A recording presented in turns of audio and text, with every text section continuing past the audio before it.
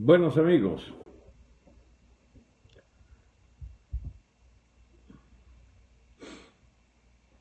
ok, déjenme ver si domino un poco mejor esto aquí.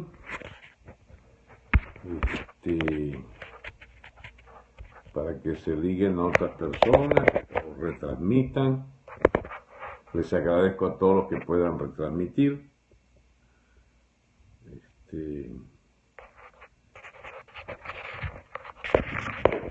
A ver si volteándolo.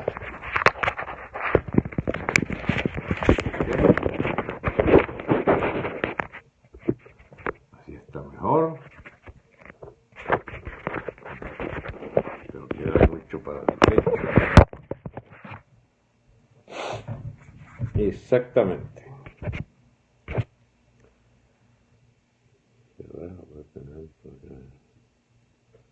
Ok. Bendiciones para todos. Saludos a Alberto de Pampatar, Lechería. Fuerza y Fe Guerrero desde Tenerife. Saludos. Yaracón compartió en Twitter.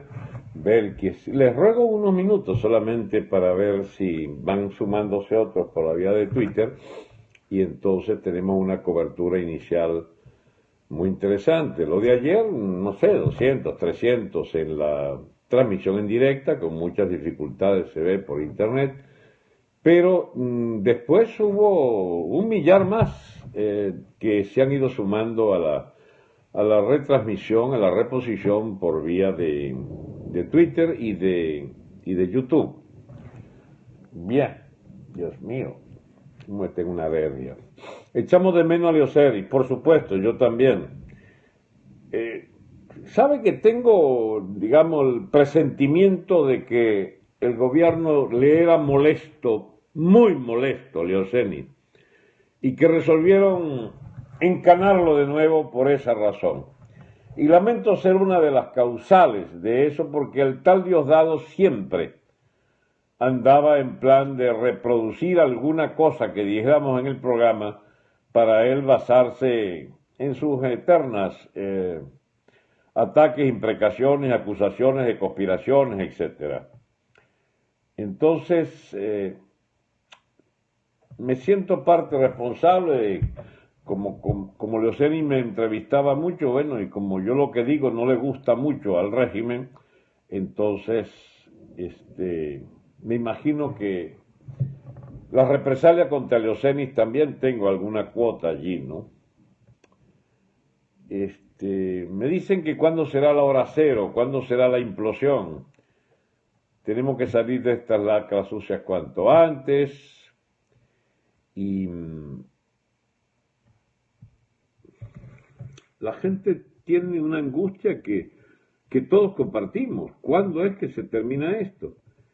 El problema de todos nosotros, ustedes y yo y todos los que estamos en esta lucha, es que medimos todo en los tiempos de nuestros ciclos vitales, de nuestra vida cotidiana, de nuestras expectativas de, no solo de vida, sino de planes, de, qué sé yo, la vida de nuestros hijos. Y si está ya, imagínate, sometida a esos embates sin misericordia de un régimen que no se puede ni comprar comida, ni tener medicina, ni nada, bueno, esto es sencillamente agónico para la gente. Pero los tiempos de la política no son eso, lamentablemente. Como titulaba en un reciente audio, los tiempos del hambre no son los tiempos de la política. Debería haber una extraordinaria y rápida y violenta incluso reacción de la población, pero no. Los venezolanos somos un pueblo tan paciente. Eso habla muy bien de nosotros. Hay mucha gente que empieza con la manía de que somos un pueblo acobardado, de que somos un pueblo... No, lo que somos es un pueblo muy civilizado, que todavía es utilizado por charlatanes y demagogos que aprovechan esa condición de nuestro humanismo esencial, de nuestra vocación pacífica, para entonces maniobrar en sus negociados políticos, para hacer alternativa de gobierno desde las trincheras de las corruptelas. Miren, mis amigos, los males nuestros son males, por supuesto, curables, pero se necesita, como dicen en el campo, una cura de burro. Mire, mis amigos, regularmente me preguntan que qué sé de Leoceni. Yo no sé nada del amigo Leoceni, salvo lo que puede informar la familia. Y el gobierno resolvió aislarlo y resolvió sencillamente, otra vez ensañarse contra él. Entonces, la respuesta que pueda darnos la familia, yo le estaré muy agradecido porque está incomunicado y solo me imagino que puede verlo alguien de la familia. Entonces, yo lamento mucho esta situación de Leoceni, la de todos los presos políticos, y él asumió el riesgo de hacer estos programas de Periscope que hacía con todos nosotros y sencillamente le costó volver a la cárcel. Pero no nos podrán callar a todos, como bien dice el amigo. Ahora, ¿cuándo es el día famoso? El día famoso no sé cuál es. El día de la gran venganza, dirían otros. Mire, un día como 15 de diciembre de 1957, Pérez Jiménez realizó un plebiscito. Quería de esa manera probar que seguía siendo muy sólido su gobierno, que la moneda estaba en una excelente situación, que la economía no estaba mal, había sufrido un pequeño retroceso de un ascenso indetenible por 8 o 10 años, los precios petroleros eran los ruinosos precios petroleros de antes, pero con los que se hacían maravillas. Todas las obras de Pérez Jiménez la hizo con un petróleo que valía $1 o $2. Claro, éramos el primer país exportador de petróleo del mundo, exportábamos 3 millones y medio de barriles, el primer país exportador de petróleo, el primer país, digamos, productor. Y bien, éramos un cliente muy privilegiado de Estados Unidos y teníamos una relación comercial con el resto del mundo que sencillamente en aquel país bastante más pequeño y con una población urbana también de la mitad de lo que es hoy, cuidados y menos, podíamos satisfacer las necesidades básicas y el gobierno, solo había algunos grandes corruptos, pero en el cogollito, en el copito del gobierno. De ahí para abajo había leyes draconianas, aplicación draconiana de una disciplina que se empleaba desde la dictadura de Pérez Jiménez para impedir toda corrupción. Y bueno, entonces la plata rendía mucho. Bueno, Pérez Jiménez entonces se lanza un plebiscito para garantizarse su continuidad. Yo sé que esto lo saben muchos, pero es bueno recordarlo porque nosotros no podemos hacer historia comparada con algún nivel de asertividad que no sea por nosotros mismos, de nuestra propia historia, quiero decir. Por ejemplo, anda mucha gente descontenta o muy apesadumbrada por el fracaso del golpe turco, porque si hubiera ganado el golpe turco, entonces aquí se animaba la cosa también. Mi amigo, qué sé yo, comparar Venezuela con la situación turca, o la historia turca, o el tema turco, con el tema venezolano, es como comparar, chico, no sé, una vaca con un rinoceronte o una vaca con una flor, no sé, es una cosa extravagante, no tiene nada que ver, ya le voy a explicar por qué. Entonces, la dictadura de Pérez Jiménez, un 15 de diciembre, optó por hacer un plebiscito para ratificar la confianza de la población en la dictadura de Pérez Jiménez. Feliz de la vida porque, fraudulentamente o no, yo soy de los que a veces duda de que Pérez Jiménez hubiera hecho fraude, porque si bien es cierto, había una oposición que se manifestó con la tarjeta roja, que sacó más o menos 1/3 de los votos, o un 20% de los votos, había un gran espacio de apoyo para la dictadura de Pérez Jiménez. Bueno, mis amigos, el 31 de diciembre, amaneciendo el primero, es decir, 15 días después, estallaba la rebelión militar en la aviación, y había toda clase de movimientos internos en la Fuerza Armada que, por supuesto, Pérez Jiménez y sus servicios de inteligencia detectaron. Y empezaron entonces a creer seriamente que se iba a una fractura militar. Además, se movía un poco el cotarro económico y social, habían rumores digamos, económico, de deterioro económico. Habían rumores sobre todo de una huelga, que estaban armando una huelga. Y bien, Pérez Jiménez entonces despidió a su ministro del Interior estrella, el señor Vallenilla Lán, y al señor Pedro Estrada, que le garantizaba la represión policial implacable contra los opositores. Se había constituido una junta patriótica de algunos civiles que valientemente asumían la cara pública de aquella resistencia contra la dictadura, y había pues unas reuniones en Nueva York en ese mes de diciembre de Betancur, Caldera, URD, ¿cómo se llama?, Jovito Villalba, que anunciaban pues que había que pelear contra el dictador, etcétera, etcétera. Bueno, mis amigos, bastó esos 3, 4 movimientos que se conjugaron, pero cuya mayor expresión fue el estallido de la crisis interna en las Fuerzas Armadas con el alzamiento de la aviación, para que entonces Pérez Jiménez dijera, ¿qué hago yo aquí? Si se me rompe el frente militar con el que cuento, que es la base de sustentación más sólida, coherente y armónica que tengo, esto va mal. Y entonces resolvió irse.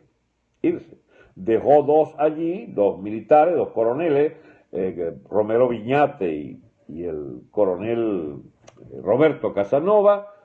Parece que escogió Pérez Jiménez u otros escogieron a Wolfgang Larrazábal como el militar más antiguo, era contraalmirante Wolfgang Larrazábal, para entonces era el director del círculo militar, o sea, servía copas allí a Pérez Jiménez cuando iba. Y bueno, y resolvieron entonces que allí se acababa todo. Pérez Jiménez se fue en la mañana y estalló entonces un lockout patronal, es decir, una huelga inducida por los patronos, que llegaban los obreros a la fábrica y le decían, pues usted no sabe que cayó Pérez Jiménez, vayamos a celebrar todo, qué sé yo. Y bueno, y se llenó Caracas de carros y caravanas y tal, y cayó el dictador. Pero fue una huelga de celebración, no fue una huelga heroica para tumbar a Pérez Jiménez. Entonces siempre se ha insistido en esta especie de mitología nuestra. En Venezuela siempre se necesita vivir de algún mito. Y se decía entonces que el esfuerzo heroico del pueblo el 23 de enero, no señor, el 23 de enero lo que pasó fue que se celebró que se había ido el dictador por la mañana. Bueno, y un mes, 5 semanas antes, estaba ganando unas elecciones, un plebiscito, y el país estaba relativamente estable. Sí se había dado la voz de la Iglesia varios meses antes, con Monseñor Arias Blanco, con una pastoral muy crítica hacia el gobierno. Ahora, Maduro, para haberse ido, ha tenido unas 1000 o 2000 razones de las que tuvo Pérez Jiménez. Pero este loco no se va a ir, hay que correrlo. Y si vamos al Diosdado es igual o peor. Entonces inventa una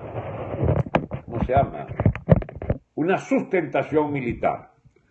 Ahora han puesto a este señor Padrino allí para que diga que las Fuerzas Armadas están pues asumiendo la responsabilidad.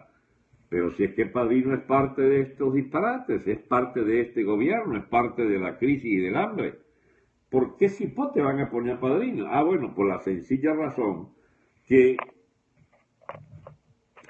Padrino garantiza, al parecer, por ahora, por unos días, por una semana, por un mes, 2 meses, no sé, el que no se fracture la Fuerza Armada.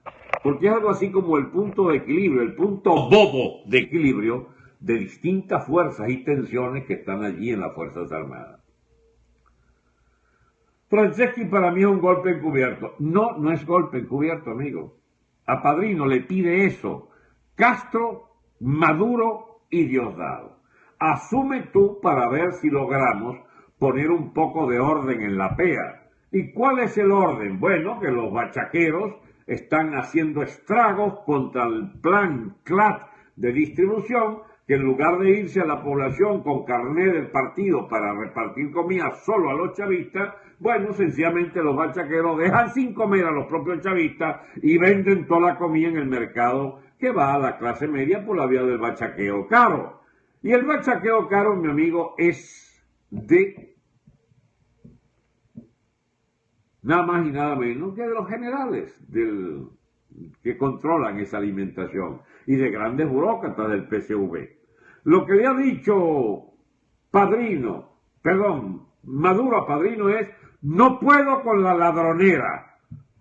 Y entonces el Padrino dice: bueno, habrá que militarizar, hay que militarizar. Entonces empiezan a crear la ficción de que aquello puede controlar algo. No, mi amigo, si es que la ladronera viene de la cúpula militar precisamente y de la ladronera de la cúpula del PSV, de los burócratas, de los ministros. Si son los ministros los más ladrones. Entonces, ¿qué va a poder para Padrino? Es la expresión de una fuerza militar que hace coherente la economía. Mire, mi amigo, desde por allá de los tiempos de Darío y de Jerjes, por allá en Persia, que peleaban con ¿cómo se llama? El Grande, ya el macedonio. Bueno, desde esa época hay moneda acuñada. Había libre tránsito de mercancía, había la ruta de la seda, había la ruta de las especias, pasaba por el Medio Oriente, por lo que hoy es Afganistán, Irán, el sur griego, Constantinopla, Turquía, etcétera, y Alejandro el Grande combatía contra gente que tenía moneda. Estoy hablando hace 2.500 años, mi amigo, 2.800 años. 2.500, sí. Y eso era lo que quiere acabar Chávez, lo que quiso acabar con el trueque. O sea, devolvernos a antes de la moneda. O sea, esta gente le falla el coco, chica. El CLAC y una bolsa de comida llevando a la casa. O sea, tú vas a eliminar lo que es una tradición que viene desde, no sé, a los 20 o 25 días de haber venido los españoles aquí. Debió haber alguno que tenía un depósito de algo y le vendía allí a los conquistadores lo que iban necesitando, algunos aperos de burro o qué sé yo, lo que hubiera de comer. Siempre hubo comercio, Dios mío. No sé cuál era el sistema de intercambio, pero eran otras formas digamos, de compensaciones que se hacían los artesanos con los agricultores, con los pastores, de tribus más sedimentarias, como los timotocuicas acá de los Andes, ¿no? Pero en el país tuvo que haberse dado cuenta el chavismo, 5 siglos después de la conquista y colonización, que el sistema que había era capitalista, Dios mío, incluyendo los años de Chávez. Pues ellos pretenden que el país se devuelva a la sociedad primitiva de la ausencia de intercambio, porque pretenden que con una cédula de identidad y un carnet inscrito en la tribu del jefe de la tribu, del chamán de la tribu, entonces uno pueda comer y entonces que le llevan una bolsa de comida a la casa. Pero qué disparate es ese, chico. La vaina del reparto de alimentos le funcionó mientras ellos fueron una cadena de abastos y supermercados que competían en la distribución con la red comercial. Pero la quebraron la ladronera chavista, al Mercal y al Pedeval, la Pudreval, todos los bicharracos esos que se hicieron multimillonarios importando alimentos y distribuyéndolo por vías de toda clase de peculados. Bueno, ellos acabaron con ese sistema. Y entonces ahora cierran Bicentenario, cierran esto, cierran lo otro y te montan los CLAT. Usan algunos depósitos de ese mercado, pero en lo sustancial pretenden sustituir la más elemental norma de distribución en términos de, digamos, hacer llegar al producto por las vías comerciales a la gente. ¿Por qué no hacían algo tan sencillo? Se lo oía hace pocos días Negro Aristóbulo, pero veo que no le paran. Hace tiempo vengo yo con la tesis, incluso algo de eso debe haberse parecido a lo que fue la llamada tarjeta minegra ¿cómo se llama? De Rosales, que consiste en que si tú quieres repartir beneficios sociales a un vasto sector de la población, asígnale una tarjeta electrónica, por supuesto, con las ventajas de la cibernética actual, y dale un cupo de dinero que le permita comprar en la red comercial normal en los alimentos básicos. Yo no sé por qué no lo han hecho. Me imagino porque no hay manera de robar como están robando ahorita con los alimentos. Porque si le dieran a cada persona 60, 80, 100 mil bolívares asignados en una tarjeta para 6, 8 millones de madres, o 3 millones, o 2, Aristóbulo habló de 500.000. Está muy mezquino Aristóbulo, porque aquí hay más de 4 millones de familias pasando roncha ahorita. Pero aún así, las 500.000 esas, si le dieran esa tarjeta, entonces van y compran en cualquier sitio, compran lo que haya. Pero ya sería un primer paso para que definitivamente ustedes entiendan que desde siglos la humanidad se maneja con el intercambio mercantil y que ustedes han querido acabar con el ¿cómo se llama? Con el intercambio mercantil, y eso no es posible porque no solo es de brutos, chicos, es de tarados mentales, mi amigo. Es de tarados mentales. Entonces ellos lo que hacen es robar, saquear y pretender distribuir comida de acuerdo a un plan político de control poblacional de ese consumo. Les tengo una muy mala noticia a los genios del CLAC. Eso lo implantó Cuba el año 60 y durante 58 años ha funcionado. Pero es un CLAC distinto, porque primero es un CLAC universal. Son todos los que están, los cubanos, están en el CLAC. O sea, y entonces hay una organización popular que controla que a cada quien le llegue el CLAC en la bodega que ellos van a buscar. No se la llevan a la casa, van a buscarlo a unas bodegas. Unas miserables bodegas donde la gente va con una tarjeta de racionamiento para cada familia cubana, y entonces le consiguen ahí una presa de pollo, un cuarto de kilo de arroz, 8 zanahorias, 3 papas, qué sé yo, la miseria esa que reparte el gobierno cubano, ese racionamiento, se hizo por 50 y pico de años. Cuando cayó la Unión Soviética y no había la plata soviética, ay Dios mío, entraron entonces en lo que se llamó el periodo especial, o sea, no había ni siquiera para darle eso a la gente, y hubo una pelazón, una hambrazón impresionante. Bueno, Maduro, te participo que nosotros vivimos en periodo especial, es decir, aún sin racionamiento ya entramos en el hambre propia del periodo especial cubano. Después que llegó entonces Chávez al poder, volvieron los cubanos a comer otra vez con lo que se les mandaba, en la tarjeta de racionamiento siempre, y se permitieron, al revés de los venezolanos, del gobierno del más burro, empezaron entonces a meter cositas por la vía del mercado libre, las pulperías, los comedores, ¿cómo se llama? Un nombre curioso que le tienen allí a los restaurantes del barrio, ¿no? Comensales, comederos, no sé cómo se lo llama. Bueno, y entonces empezaron a aparecer las verduritas y las lechugas y las cosas y unas gallinas y unos huevos, de lo que la gente en su casa, que antes estuvo totalmente prohibida. Tú no podías tener unas gallinas, tú ibas preso. Y una vaca, Dios mío, te condenaban a, no sé, a 10 años si hubieras escondido una vaca. O sea, hay las historias más rocambolescas de los paladar, así es que se llaman los restaurancitos esos de barrio cubano. Bueno, pero entonces la restauración capitalista en Cuba va a ese nivel pulpero, el marginal, chiquito, subsidiado por los dólares que van de Miami, de la familia, pero por lo menos es, digamos, la norma de distribución capitalista para una economía de distribución absolutamente estatista desde hace 58 años. Por eso entonces va un poco funcionando. Para un poco funcionar, decía, de la manera que, bueno, los cubanos ahorita no están manifestando por hambre, fíjense ustedes, y tienen 58 años de CLAC. Pero es que además del CLAC que sigue funcionando para todos y por las manzanas estas que las organizan, los CDR, el gobierno chavista empezó al revés.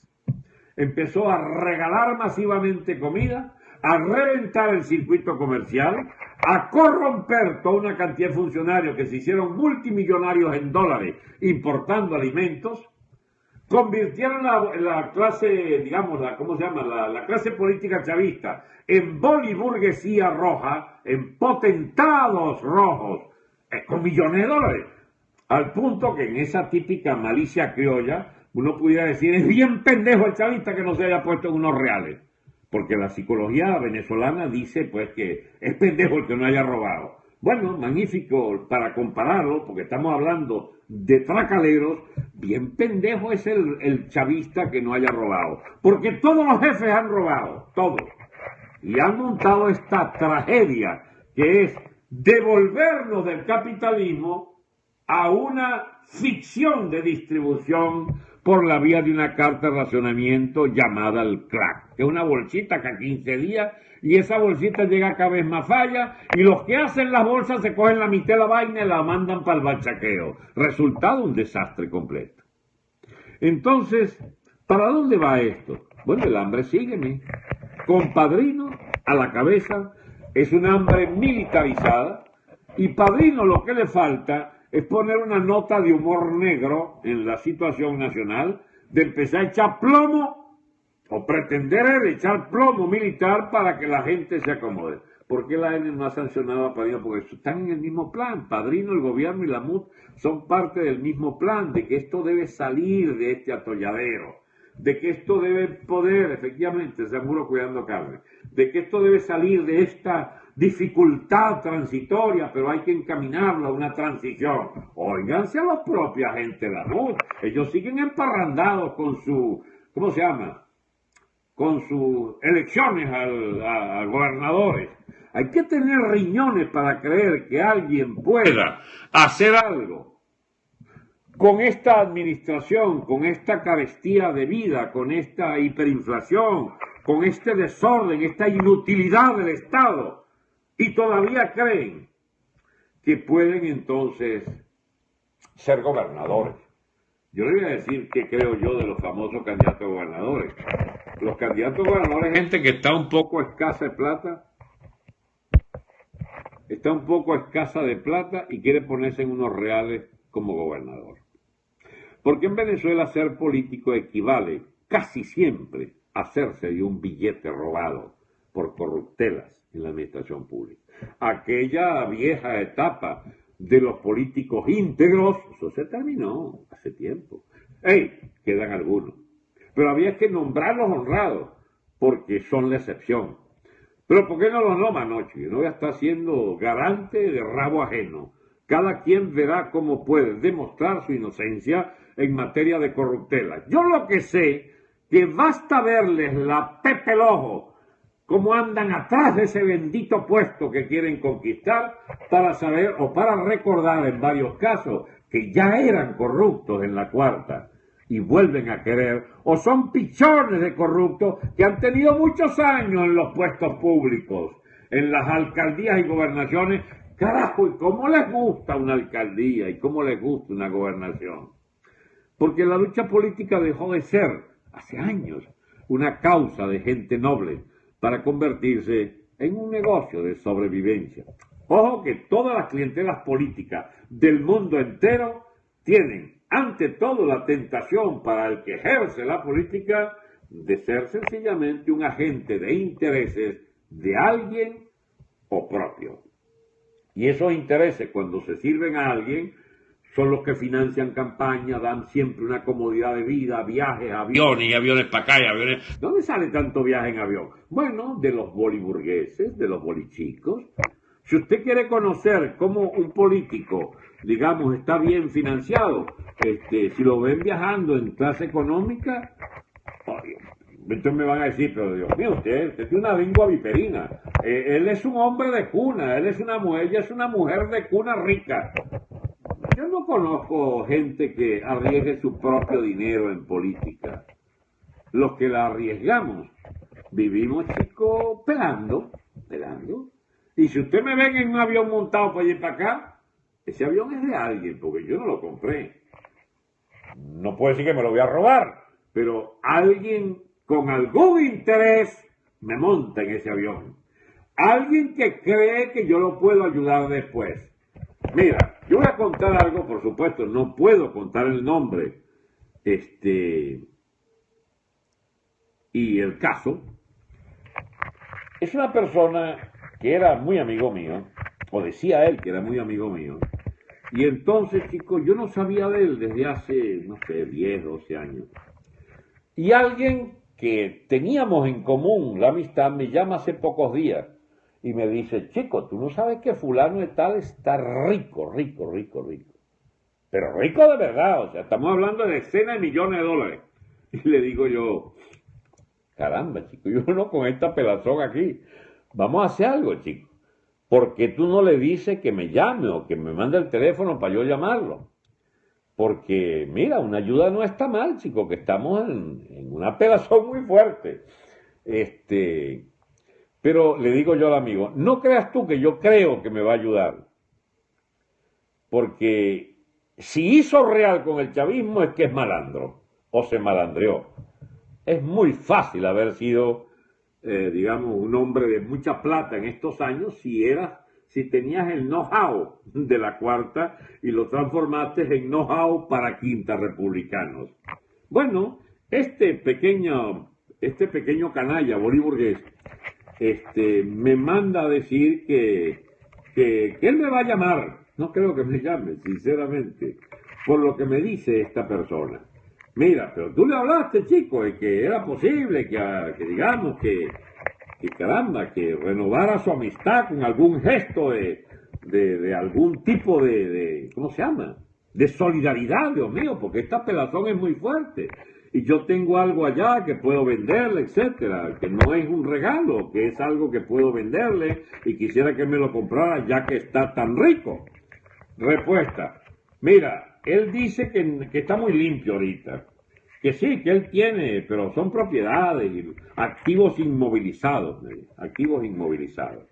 Pero que él puede ayudarte, pero si busca alguna gente que él le pueda, ¿cómo se llama? Hacer una diligencia para unos cobros pendientes en el gobierno. No me interesa ese tipo de ¿qué es lo que él cree? Que yo debo entonces llamar a Dios mío, yo no puedo estar en esos enjuagues.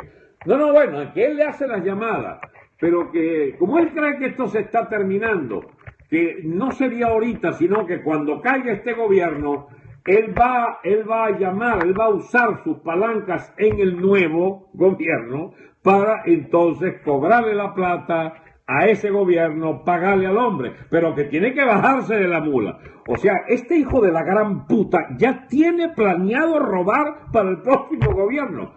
No, definitivamente, chicos, yo no me reconozco en ese país, para serles sincero. Esa clase de alimañas, Dios mío, que abundan en nuestra clase media, de guisadores de profesión, yo no logro digerir eso, chicos. Es superior a mi fuerza. ¿Qué es lo que pretenden hacer? O sea, que estos salen y entran entonces otros malandrines. Bueno, yo les voy a decir quiénes pueden entrar. Entran dos tipos de gobierno. El que ese muchacho quiere, el que ese joven quiere, y que efectivamente le dará la posibilidad de ser agente de cobros para deudas viejas, etcétera. No les extrañe que sea un gobierno de los cuartos republicanos reencauchados, del cifrinismo con marketing, del cifrinismo que logró la transición famosa a partir de una abdicación de Maduro, del rey Maduro, del cucuteño, y que entonces facilitan unas elecciones y la MUD la gana, y ese candidato entonces llegará y va a encontrarse, tío, con un estado de malandros, y entonces ya tiene garantizado que la nueva administración malandril, él tendrá quien le cobre los reales para este sujeto que le tendría que pagar entonces la coima, por supuesto partiéndola con el nuevo corrupto, ¿no? Yo no sé, chicos, yo sueño con otro gobierno. Yo sueño con un gobierno que meta preso a este carajo, a este mismo, el que ya piensa robar para el próximo, que ese esté preso en el próximo gobierno. Y estén presos todos los guisadores, absolutamente todos. Pero entonces no van a caber en las cárceles. No, efectivamente no hay cárceles para tanta gente, pero sí puede haber unas listas de grandes guisadores, de grandes ladrones, y que sea tan ejemplar el castigo que los pequeños malandros lo piensen 3 veces antes de seguir robando las finanzas públicas. Porque el mal de Venezuela es que llegó a tener presidentes como Guzmán Blanco, que vivía peleando con Inglaterra por un empréstito famoso, que se lo cogió, chico. Él quería un empréstito que lo pagaría Venezuela, pero que lo iba a usufructuar él paseando a caballo, con uniforme mariscal francés en las calles de París, de su adorada París, de donde se copió los edificios de la Sainte-Chapelle, de qué sé yo, del Teatro Municipal, las cositas allí que hizo en Caracas el gran Guzmán Blanco.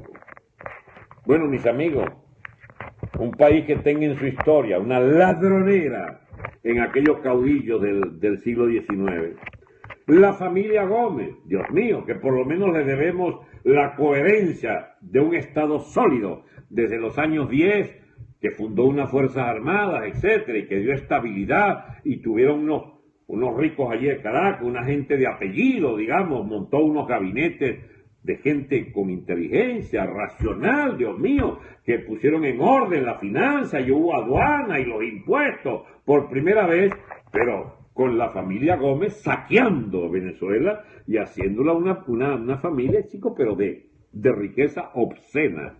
Y eso mismo pasó después con López Contreras y Medina, pero en mucho menor cuantía, y también pasó con el perejimenismo en menor cuantía. Aquí los gobiernos honorables y honrados que hubo en Venezuela fue el primer gobierno el gobierno de Betancourt, el gobierno Leoni, el gobierno Caldera y ya el gobierno Carlos Andrés, que independientemente de lo que pensara Carlos Andrés, se rodeó de un puño de bicharracos allí, los llamados 12 apóstoles, que hacían fortunas en la economía, porque empezó, mis amigos, el chorro de dólares producto de las crisis petroleras del Medio Oriente, que dispararon los precios. Hay la guerra Yom Kippur, la contraofensiva después. O sea, esa fue una década tan fuerte que incluso hubo el boicot petrolero árabe a Estados Unidos y se puso a valer el petróleo de una manera exorbitante los precios y hubo los grandes aumentos, luego con Luis Herrera lo mismo. No sé cómo lo lograron, pero a la medida que entraba cada vez más miles de millones de dólares, endeudaban la República en más miles de millones todavía. Quedó una deuda del primer gobierno de Carlos Andrés, a pesar de que entró una fortuna, quedó una deuda aún mayor con Luis Herrera, que manejó una fortuna. Dicho sea de paso, Luis Herrera parece que era un hombre muy honrado, pero estuvo rodeado de cualquier cantidad de ladrones también, y además de disparateros de la economía. Esos no eran ladrones, sino disparateros también, porque, bueno, es un caso largo de explicar. Pero realmente yo no sé cómo lograron acabar con la economía esta gente. Bueno, y no sigo, porque es que no hay hueso sano en Venezuela en materia de gobiernos honorables o no honorables. En realidad, uno puede meter la mano por algunos y ya cuando vas a los ministerios, yo me quedo con los de Leoni, Betancourt y el primer Caldera. De ahí para acá ya no puedo, digamos, ser un poco abogado, pues, de la causa perdida de la honorabilidad de los señores ministros.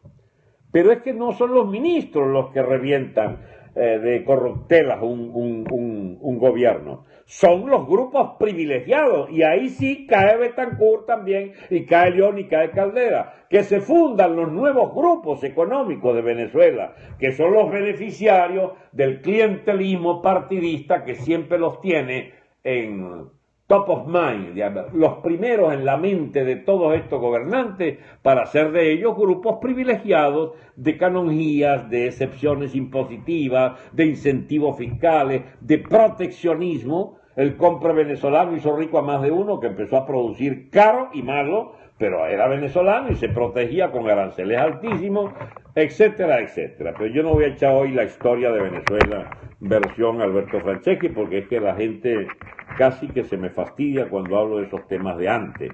Y los viejos somos muy habladores de temas de antes, no sé, ustedes lo habrán visto con los familiares que tengan de nuestra edad, son gente que le gusta hablar mucho de antes. Yo quiero hablar desde ahora. El país está enterrado en una corruptelas tales y en una inviabilidad del régimen político que esto estalla. Entonces la gente quiere que estalle la semana que viene. y empiezan sobre todo a insultar a los militares porque no producen el golpe famoso o como yo lo he llamado, el llegadero militar o el pronunciamiento militar. Y entonces inventaron esto de que Padrino dio un golpe de Estado. Pero ¿cómo va a dar un golpe Padrino si no va a cambiar estrictamente nada? Ese es el mismo bicharraco Maduro haciendo disparate, el mismo bicharraco Diosdado haciendo disparate y poniendo a este bolsa de mampara de un gobierno que hará los mismos disparates que vienen haciendo los últimos 3 años. Sí, lo repito, al bolsa Padrino lo ponen ahí adelante para que entonces asuma la carga de la militarización. Y el disparate más grande que hay en esto es de los altos mandos militares y de toda la Fuerza Armada que se deja exponer de esa manera a asumir toda la culpa de estos desastres, de la ladronera del chavismo en el poder y de la ladronera de la propia cúpula militar en el poder y del saqueo cubano al que le sirve Padrino porque se la pasa yendo allá a buscar la línea de Fidel Castro. Ahora bien, ¿están las Fuerzas Armadas en el poder? No. En el poder está el chavismo y sus alcahuetes y cabrones militares. Y en la perspectiva de la crisis de poder y el cambio político está la MUD como cómplice de 17 años de este régimen. Esto es lo más difícil de comprender para mucha gente, porque entonces empiezan a decirle a uno, pues usted es un mezquino. Eso es muy fácil hablar desde Miami. Bueno, es que por estar en Miami que no puedo decir esto, mira. Porque allá, no solo, yo no sé, creo que me cortan la línea de teléfono, no sé, me echan 2 sustos semanales para ver cómo me callo. Yo puedo hablar así porque estoy aquí, allá no pudiera hablar así. Ajá. ¿Y qué es lo que quiere la MUD? ¿Qué es lo que quiere el negro? Bueno, sencillamente la MUD quiere es el cogobierno con el PSV. ¿Cómo es eso? Bueno, el plan nicaragüense. ¿Cuál es el plan nicaragüense? Convencer, obligar, porque hasta Reagan colaboró con eso, les plantó una contra armada de no sé cuántos miles de fascinerosos allí, armados mercenarios, desde Honduras que penetraron y se metían allí con los indios mosquitíos, estos mosquitos, y las zonas las controlaban a plomo limpio. Aquello le costaba decenas de muertos semanales al ejército sandinista, que no, por supuesto, se podrá imaginar, no es santo en mi devoción, pero la presión militar de Reagan, ¿se acuerdan el asunto Irán-Contra del capitán aquel que estuvo complicado en una venta ilegal de drogas para pagar un envío de armas desde Irán? El escándalo de Irán-Contra casi que le cuesta la presidencia a Reagan, solo que de verdad parecía que no estaba directamente vinculado con el tema. Oliver North se llamaba aquel capitán del ejército norteamericano que llevaba la plata masiva en dólares producto del tráfico de drogas para comprarle armas a Irán.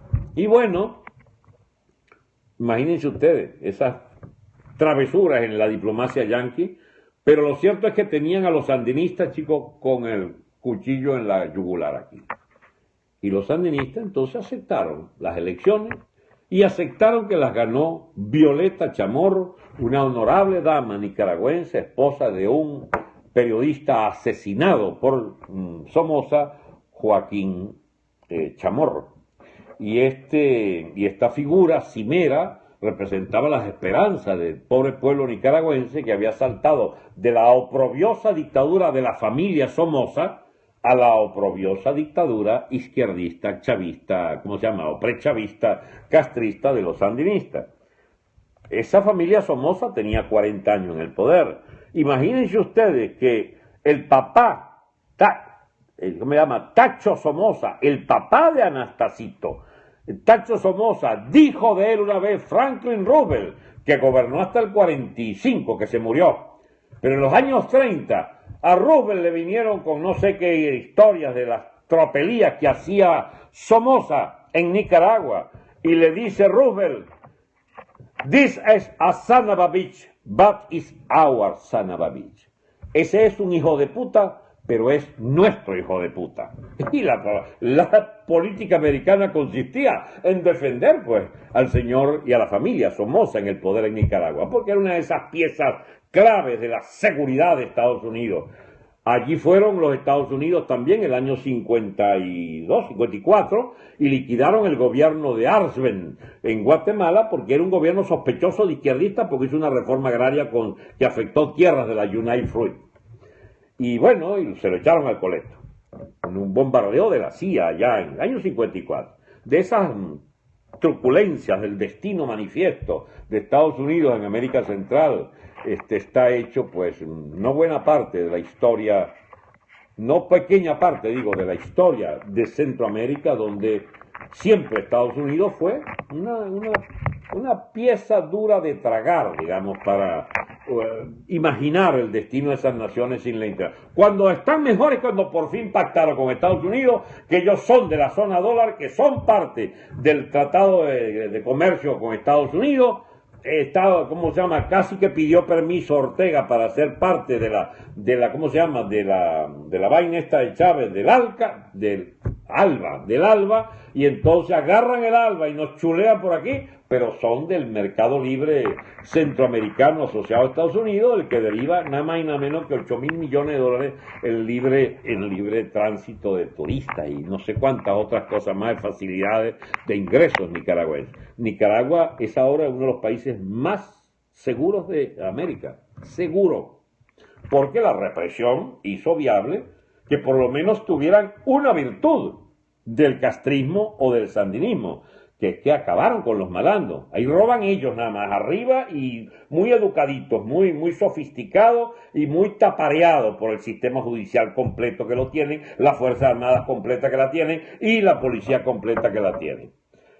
La excepción a la regla de un gobierno izquierdista autoritario que por lo menos le diera a la población, digamos, todas las calamidades menos la de Lampa desbordada, es esta cagada venezolana, donde además de robar, además de saquear, además de haber acabado con ese 1.300.000 billones de dólares que manejaron y se robaron todo, además generaron una hampa masiva que acogota a la población en la más terrible inseguridad. Bueno, amigos, les decía que esta situación de la unidad opositora buscando un acuerdo con los chavistas, busca ese eslabón, ese elemento de comunidad, ¿cómo se llama?, de coincidencia histórica con lo que fue Violeta Chamorro para Nicaragua.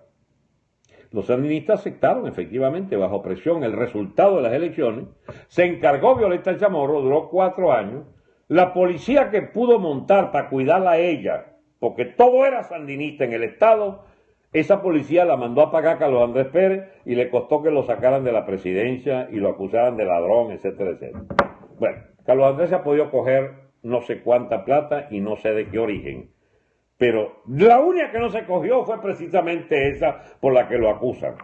Digo para hacer, digamos, casi un chiste cruel de la suerte de este hombre que, como él mismo dijera, debió merecer otra muerte política y no ese asesinato moral de sus propios compañeros de partido y del doctor Calder y de Copey, que lo sacaron de la presidencia y que por ladrón.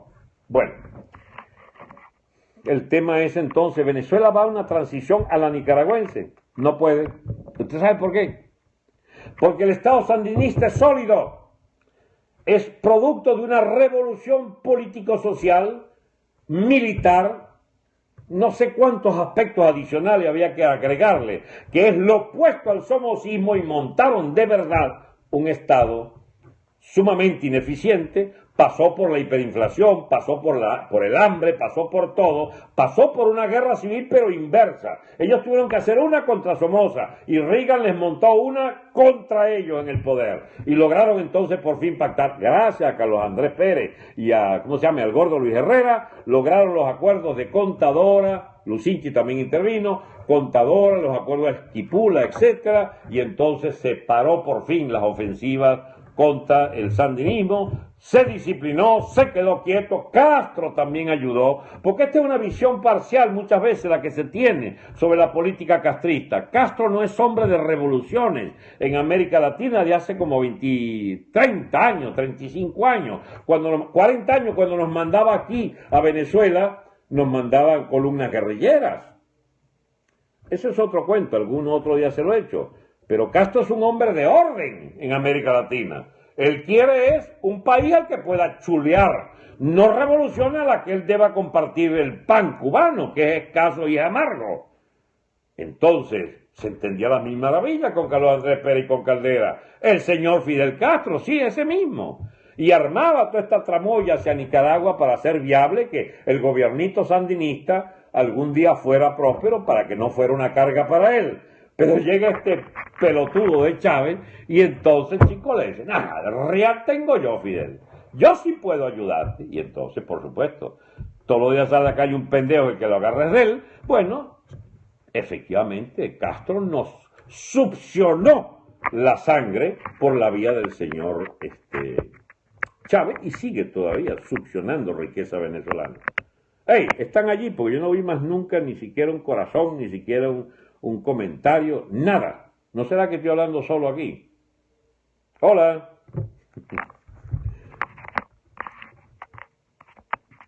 Tengo la impresión de que me quedé hablando solo, porque esto es una cuestión tan unidireccional, cuando no hay los diálogos, que la verdad no sé si esto funciona. No hay manera que sepa.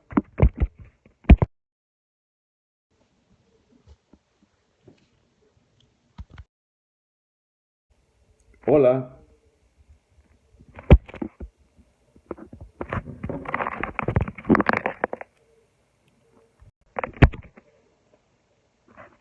Que está ocultado el chat. Perdonen, era un error de manipulación acá. Les hablaba entonces de la famosa transición nicaragüense. En Nicaragua hubo una transición, pero para devolver al sandinismo al poder una vez que la Chamorro hizo su experiencia anodina de gobierno y dejó a un tal Alemán, otro de derecha, que, bueno, se robó hasta las posetas del Palacio Presidencial y otro después de Alemán. Es decir, gobiernos, pero de un nivel de pobreza política tal que sencillamente los nicaragüenses, ¿cómo serían de malos esos gobiernos? Que devolvieron a los sandinistas al poder. Le devolvieron al poder. Mientras tanto, habían robado mucho los de derecha y los sandinistas hasta posaron de honrados, que no lo son, por supuesto, porque se habían robado todas las propiedades de los somocistas, y todas las propiedades del Estado nicaragüense, que lo habían trasladado para sus cuentas bancarias.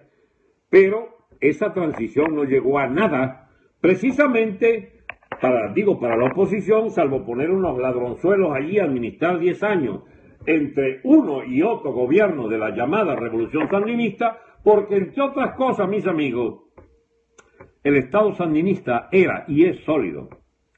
No es así el Estado chavista. El Estado chavista dice que el Internet de Venezuela funciona mejor que el de Estados Unidos y es por eso que pasó eso. El Estado chavista, mi amigo, es de una fragilidad espantosa, porque está en estado de coma. Es un ejecutivo que no gobierna a nadie, una política económica absolutamente disparatada. Calgary, Canadá, muchas gracias por el saludo. Y la MUD no puede estar contando con que un Estado chavista les permita a ellos ser parte de una coalición de gobierno o de una alternabilidad. Eso no existe, Capriles. Eso no es viable. No puede haber un Estado en el que pueda armarse una política económica, ¿cómo se llama? Un estatuto jurídico, una persecución al AMPA. Nada de eso es viable con el Estado chavista, porque este es un Estado, un narcoestado fallido. No fallido porque no pueda traficar con drogas, sino fallido en el sentido de que dejó de constituir la nación venezolana. Bien, amigos, creo que esta introducción es válida para entonces responder alguna pregunta, si la tienen, con mucho gusto. Déjenme beber agua y los leo. Dios mío, desde Suecia. Muchas gracias por su apoyo, amigo. Chavista, no sé. Está forajido, ¿sí? Me dejó sin palabras. ¿Por qué? La mayor afirmación, con la mayor seguridad que yo pueda tener, es precisamente esta de que no es posible una cohabitación con el chavismo en el poder, a menos que quienes los sustituyan a la cabeza del Estado sean tan sinvergüenza como los chavistas. Profe, ¿por qué usted le tira tanto a Capriles?, dice esta señora. Bueno, porque él personifica toda la cobardía de la clase política opositora desde que se encargó de la presidencia de diputado el 23 de enero de 1999 hasta hoy. Nunca el gobierno tuvo mejor garantía que él para que en la oposición pasaran los intereses del partido de gobierno, de la dictadura chavista, de los intereses fraudulentos de los militares chavistas. Es decir, es un hombre que lo escogió Chávez para ser el puchimbol de la oposición, le regaló la inhabilitación de Mendoza, le regaló el liderazgo de la MUD, no porque él no lo tuviera, él siempre gana por unos poquitos, pero el gobierno lo ayuda y le agrega una catajarra de voto allí. Él le ganó a Pablo Pérez 6-4, 6-5, vamos a suponer. No, o sea, para echarle número, pues él ganó, tendría 600, 700 mil votos, Pablo Pérez medio millón, María Corina 200 o 300 mil, Diego Arria unos 100, 80 mil, qué sé yo. Y bueno, ¿y qué ocurrió? Que Capriles se asustó cuando vio la cifra. 1.800.000 Capriles, le pone el CNE. Y por allá entonces medio millón, ¿cómo se llama? Pablo Pérez. María Corina 100.000, o sea, para reventarla, porque bueno, no le ha querido el gobierno. No la quiere el gobierno. A Capriles sí lo quiere el gobierno. A pesar de que lo insulte, ellos lo quieren. Porque es un hombre garantía. Desde el año 99 es garantía para el régimen. Porque esta oposición blandengue sirve al gobierno en la medida que no representa una línea de oposición frontal. ¿Qué opina de confirmar una coalición con la doctora Aristigueta, la doctora Mármol, entre otros? ¿Y qué, cómo se llama? ¿Cuántos cañones tiene el Papa? Es una broma que hizo el dictador Stalin cuando le dijeron, bueno, y el Papa de Roma también va a apoyar. Bueno, ¿cuántos cañones tiene el Papa? Esas son dos personas honorables, Alberto, pero para salir de esto hay que rodar sangre. Dios mío, qué manía con la sangre. Sangre va a haber, eso es inevitable. Pero no llamen las desgracias, esa viene sola. Ese es el muñequito de torta rey, me imagino que se refiere a Caprilito. ¿Y cree que Leopoldo hizo lo correcto? Yo le dije que no se entregara, que iban a malograrlo. Bueno, tienen 2 años presos, muchachos. Tienen 2 años y ahora quieren entonces ponerlo como el mártir, el Mandela venezolano. Eso era lo que quería entonces. Yo no creo que eso es lo que hubiera querido Leopoldo. Él creería que era una prisión que le habrá prometido Diosdado en aquellas 2 noches de negociación en su casa antes de llevárselo preso. Me imagino que le habrá dicho, tú vas a salir esto rápido, qué sé yo. Ponte a creer en la palabra de Diosdado. Bueno, y entonces, dice, Mandela nunca se entregó. No solo nunca se entregó, sino que dirigía un partido comunista, anti-apartheid, que hizo terrorismo 25 años. Mandela es responsable de por lo menos 2-3 mil muertos, a bombazos. Y es responsable también de 6-8 insurrecciones del gran barrio Soweto, de las afueras de Johannesburgo, que eran pidiendo la libertad de Mandela. No, mi amigo, ese es un mito estúpido, el decir que Mandela era el pacífico Mandela. Mandela era un líder revolucionario de su país. Porque Mandela cambió de ser comunista. Pero claro, si el comunismo estaba cayendo y el comunismo se había quedado quieto hace rato y Mandela sencillamente solo obtenía de la visión comunista una asfixia para su programa y para su... Entonces se montó una cantidad de nuevos aliados.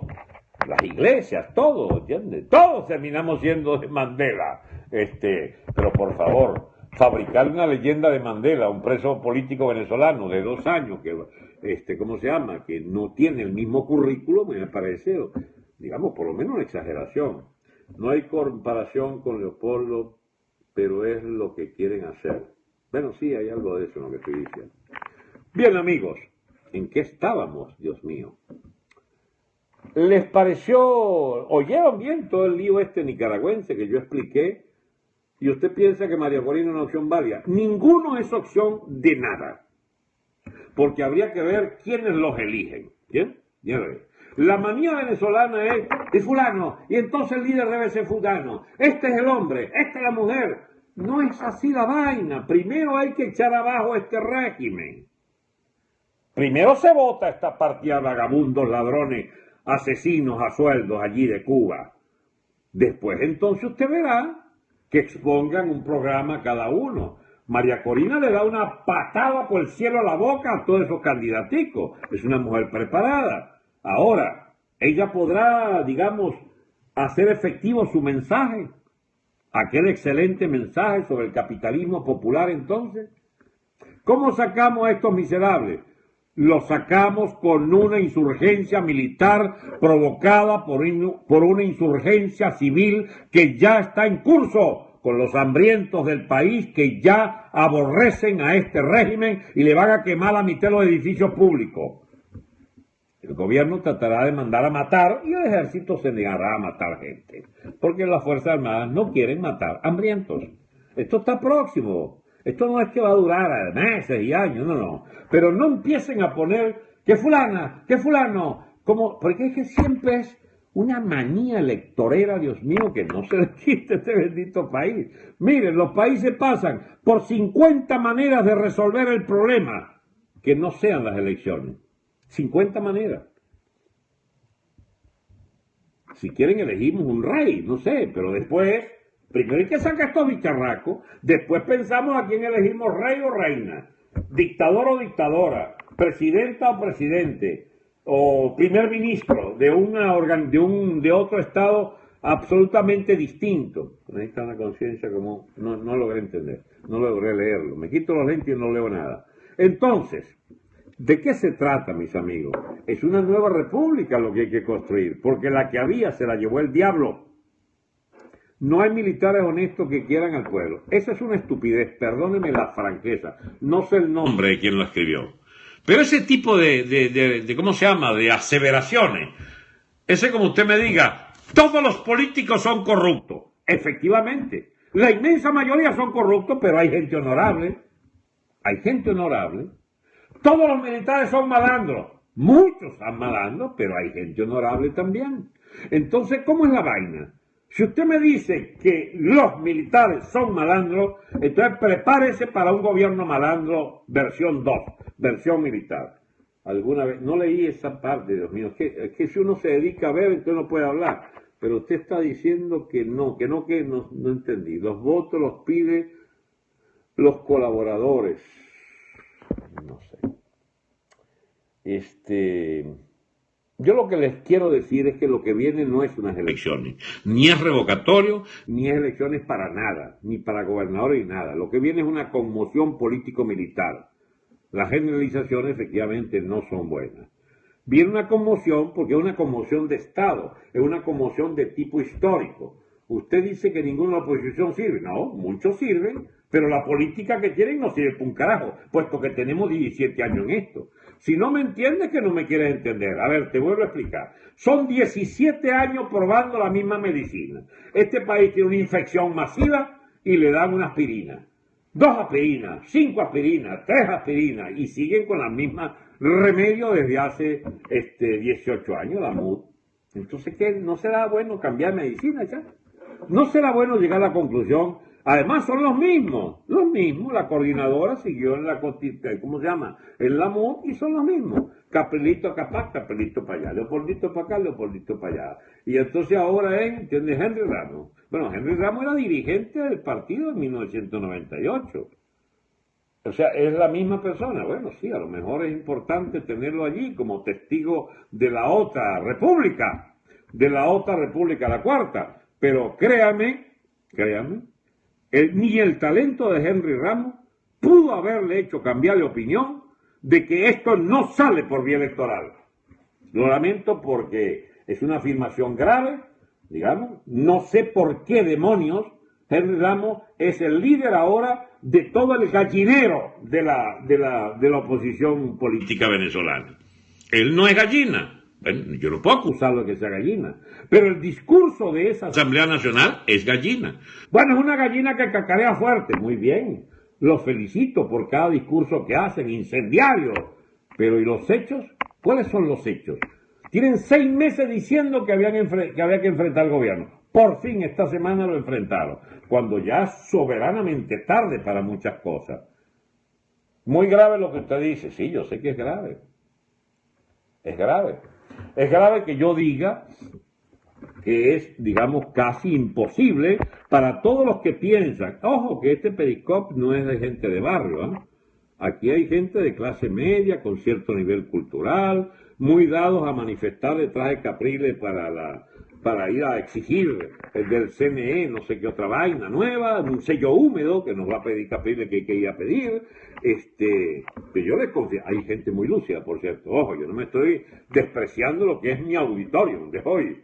Les agradezco infinitamente que tengan la paciencia de oírme, pero pónganse en un espejo y vean qué nivel sociopolítico representan ustedes. Ustedes representan a los saqueadores de los barrios, ustedes allí representan a los que están sufriendo más que nadie el hambre física entre los venezolanos. Yo no creo.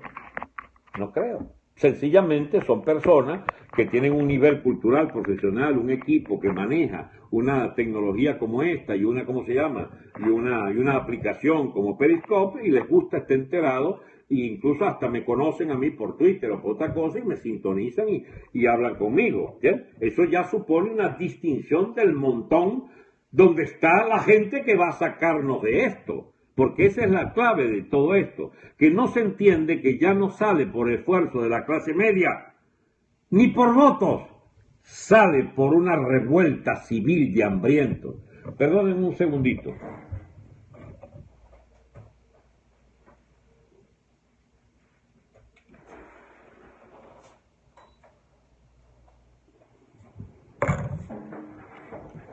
Que aquí está haciendo un calor del demonio. Bien, entonces, dialoguemos. A ver, ¿cómo es la cosa? Digan, insultos se valen también, díganlo. Para entonces hacer una conversación más viva. Hoy están calladitos, ¿no? Si le digo que me callo hasta que no hablen, entonces hablen o escriban, perdón. ¿Y por qué cree usted que se ganó la asamblea en diciembre? Porque la inmensa mayoría del país, sin saber por qué diputado votaba, porque la inmensa mayoría de los diputados ni siquiera los conocía nadie. No inventen creer que esos diputados los conocía la gente. Eso no es cierto.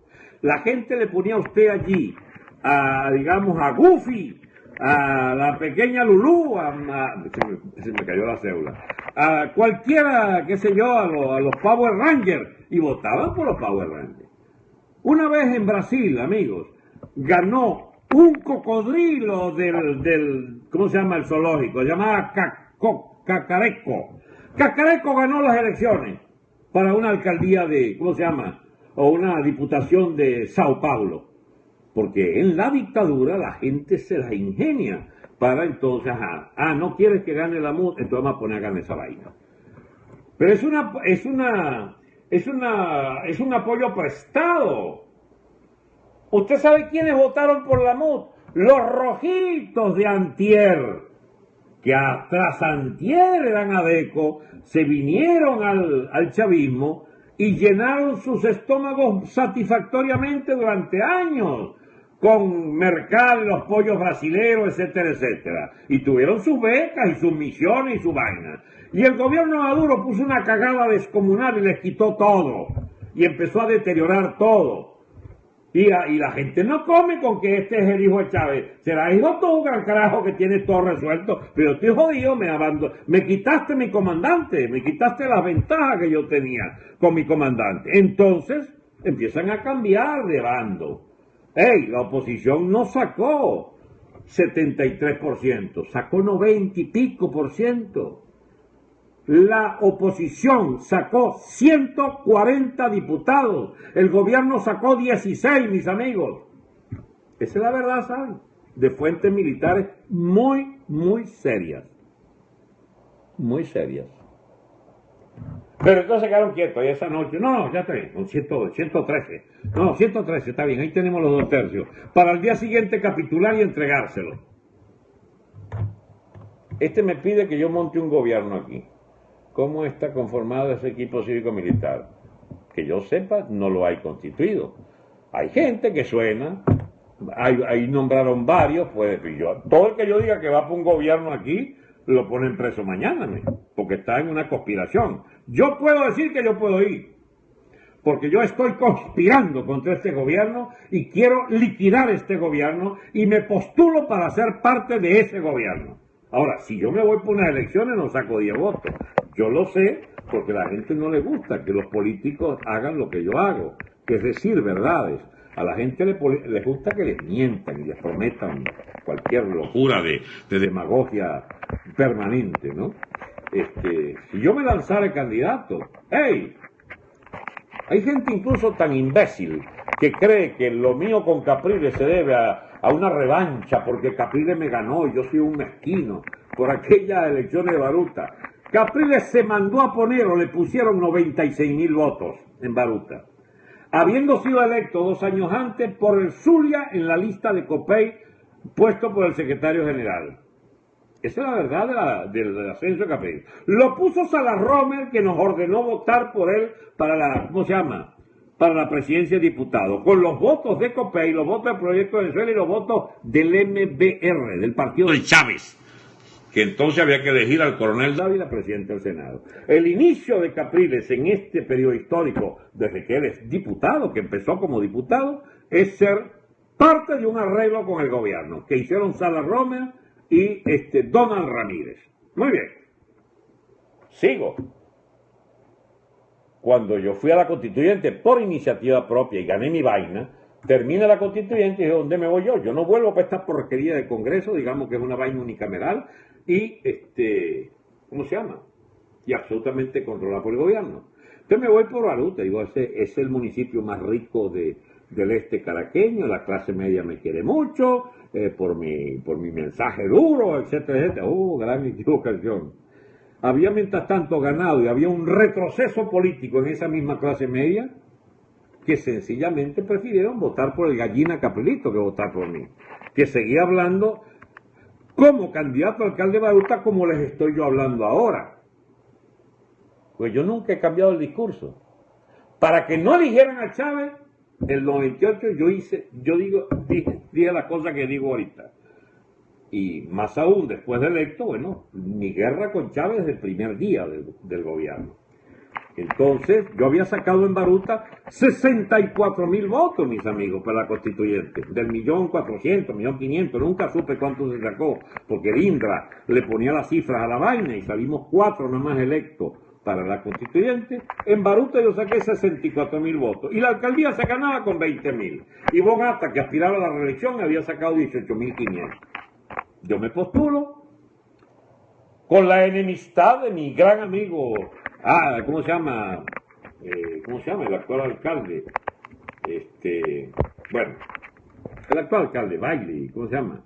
Que entonces me dice, no, Capriles, ese es el puesto para Capriles. No, ¿por qué? Aquí no hay de gente del gobierno. Podemos competir entre nosotros sin problema. Y efectivamente, no había problema. Usted podía elegir 3 opositores alcaldes y en el cuarto o quinto allá votado puedes poner al otro. Pues pusieron al chavista de cuarto y a mí me pusieron de quinto. ¿Qué tal? Blaides, Gerardo Blaides, así es. ¿Cómo lograron, chicos, bajarme de 64.000 votos después de haber sido la figurita estrella de la oposición el año 99 y principio del 2000? ¿Cómo es que lograron mandarme, chicos, para el quinto puesto en Baruta? Y él se puso 96.000 votos y a mí 4.000. Coño, eso es como mucho, chicos. Eso es como mucho. Yo, como tengo lejos la ambición personal para hacer dinero para la política, yo casi que recibí aquello como un alivio. le había dicho a Nito Pérez Osuna, si pierdo, y si pierdes Franceschi, ¿qué vas a hacer, Alberto? Me voy a sembrar papa. Y me fui a sembrar papa.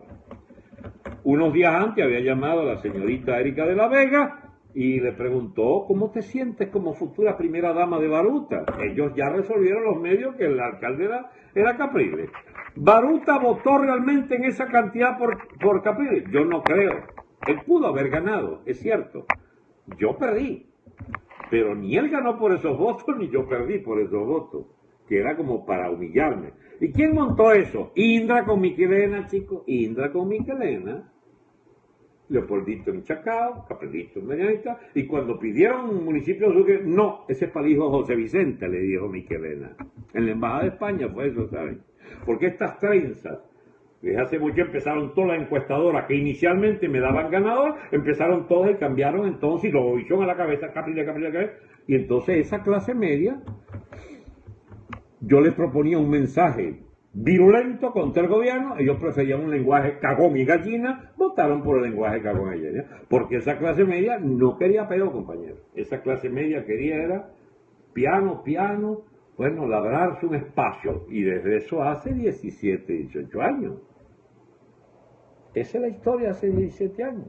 ¿Usted cree que yo le guardo rencor? No, pendejo yo que creía que esa clase media hubiera sido vanguardia de una posición beligerante contra el gobierno. No fue así, porque a los 2 años la máxima expresión de la oposición a Chávez era los cantos y más himnos y vuelve a cantar y bailoterapias y más bailoterapias desde la avenida Francisco Miranda. Si es que nunca cambiaron. Y el voto, y el voto, y el voto, y hay que votar, y hay que volver a votar, y hay que volver a votar. Bueno, ahí están.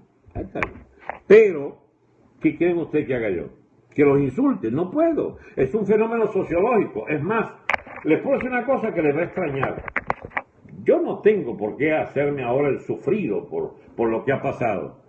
Esa clase media es una clase media civilizada, pacifista, quiere siempre soluciones, ¿cómo se llama? Por las buenas, negociada. Ese diálogo, ese bendito diálogo puede hacer estrago, puede convertir Venezuela en la tumba de los demócratas, porque el diálogo siempre será una oportunidad para los malandros que gobiernan para seguir manteniendo su estructura de poder. Y los bolsas que creen en el diálogo tienen entonces que, bueno, imagínate, coño, y menos mal, y que no llegue el enviado del Papa, Dios mío, porque ahí se verá que nos jodimos. Porque entonces con el aval del Vaticano, el sinvergüenza este español, que vaina no acabó con España, el Rodríguez Zapatero, y entonces toda la MUD unificada con el... ¿Para qué? ¿Qué es lo que van a hacer? Que el madurismo le da una vaina, le da las gobernaciones, Maduro no renuncia ahora, pero no renuncia por ¿cómo se llama? Por el revocatorio, pero si ni siquiera se necesita hacer revocatorio, él puede ir, se pactan allí que habrá un adelanto de elecciones generales el año que viene, un recorte de mandato, un recorte de periodo, devuélvete Maduro, que esa vaina de la corte se ve muy feo, entonces le dan unos podercitos a la Asamblea Nacional, ahí pueden arreglar muchas cosas. Mientras tanto el pueblo rojito de ayer, que quiere matar al gobierno hoy, es el que va a incendiar esta vaina, porque la clase media no va a hacer un carajo. Ojalá lo hiciera, ojalá, Dios mío, no quisiera ser tan tajante, pero es que yo quisiera equivocarme respecto a la clase media. Pero me da la impresión, mi amigo, de que la clase media quiere ser otra vez paciente con el dato de que la MUD quiere un acuerdo. Ahí me dice que pura cotorra, no sé qué vaina, vuélvemelo a decir, hazme el favor, no te voy a bloquear. Pero no entendí realmente. Mucho tiempo pura cotorra. Nadie está obligado aquí. Yo puse que venía para acá y el que quiso estar aquí está. Esto no es ni cadena nacional, ni le pago a nadie, digamos, para que esté. Entonces, póngase de acuerdo con usted mismo, mi amigo. Si no quiere estar aquí, no esté. Digo porque creí interpretar, que no sé, es una cotorra muy larga para este tema y que no lo llaman hasta aquí. Usted puede borrar así y se otra vaina. ¿Cuál es el tema? Pues? Ahora bien, El diálogo pueden montarlo, están tratando. Puede haber una sonada militar, depende. Si hay una explosión civil que ya está en curso y que llega a los extremos de que el país se haga absolutamente ingobernable, el gobierno tiene solo dos opciones: o echarle plomo a la gente para llevarlas de nuevo a la casa, o irse. Como no se van ahí, pueden echarle plomo. Muy bien. Si ordenan echarle plomo, entonces los militares los botan a ellos, porque los militares no van a echarle plomo. Como le echó plomo Carlos Andrés Pérez, nuestro demócrata Carlos Andrés Pérez, montó la estabilidad de su gobierno sobre 3, 4.000, 5.000, 10.000 muertos. Nunca se supo cuánto hubo que matar el 27 de febrero. ¿Usted cree que Maduro puede hacer frente a un 27 de febrero en Venezuela y matar 10, 15, 20.000? ¿Eso es lo que usted cree que Maduro puede hacerlo? Bueno, si lo intentara, en los primeros 10 muertos cae. Esa es la garantía que tenemos los que conocemos la familia militar, que le tenemos todas las críticas del mundo y tenemos el peor repudio que podamos reunir para su cúpula de ladrones y de estafadores políticos. Hablo de la cúpula civil y la cúpula militar, que es hermana de ellos y cabrones de ellos, pero lo que conocemos de la familia militar es que esta Fuerza Armada no va a disparar para defender el gobierno Maduro y matar miles de personas. Pero, ¿cuándo va a ocurrir eso? No sé, puede ser mañana, chicos, puede ser en 15 días, puede ser en un mes, pero ya la insurrección civil empezó. La protesta civil empezó la piedra y la candela. Yo siempre digo, esto termina piedra, plomo y candela. Está la piedra y está la candela. Falta el plomo. El plomo lo ponen los militares. ¿Cuándo pone el plomo? Bueno, si el gobierno pretende que los militares le echen plomo al pueblo, el que va a salir plomeado es el gobierno. Ese es mi pronóstico, por eso trabajo, por eso trato de convencer a la gente de que no se valen esas imprecaciones, digamos, absolutas y totales. Los militares no sirven, son ladrones todos. ¿Y de qué sirve esa vaina? Todo el que me diga que los militares son ladrones, entonces yo digo, y los civiles son ladrones también. ¿Cuál es el problema? Bien, amigos, ¿alguna pregunta más? Porque si no, vamos a ir terminando esto, ¿eh? Después de haber visto la fiesta nacional 8 de diciembre, no se les ocurriría disparar. ¿Por qué se fue a Miami si no tienen ninguna? ¿Por qué este señor se fue a Miami? Bueno, porque tu mamá no quería seguir conmigo, mi amor. ¿Qué hago yo? Ok. ¿Viste que puedo ser grosero también? Ok. Profesor, no hay esperanza para una clase media y baja, que lo único que se requiere es referéndum. No, yo creo que el referéndum no va. Entonces, imagine usted que todo dependiera de un referéndum que no va a haberse, entonces perderíamos toda esperanza. ¿Usted qué opina? ¿Los militares irán contra el pueblo? No irán contra el pueblo. ¿Van a echar plomo a los militares? No creo que le echen plomo al pueblo, le echarán plomo al gobierno para sacarlo. ¿Usted cree que esa respuesta es de una persona normal? ¿De qué respuesta? ¿De qué me habla, señor? ¿De cuál respuesta me habla? No sé de cuál. Está ofendida porque yo le dije, cuando usted me dice que por qué me fui a Miami, insinuando que me vine por cobarde, etc., y usted quiere que yo le celebre. Hay una costumbre venezolana muy cómica, ¿no? Que le suman de allá para acá uno una pelota de mierda a la cara y quieren que uno le sonría y les dé las gracias por tirar la pelota de mierda. Conmigo te equivocaste. Y si vuelves a joder, te bloqueo o sencillamente ganaste. Tengo que terminar la conversación si sigues jodiendo. Así que, mira, yo no tengo esas paciencias que tienen los políticos. Tú no ves que yo no estoy aquí para ganar votos. Yo no estoy aquí para ganar tu voto ni para engatusar a la gente, que yo soy una persona de unos equilibrios tales. No, chico.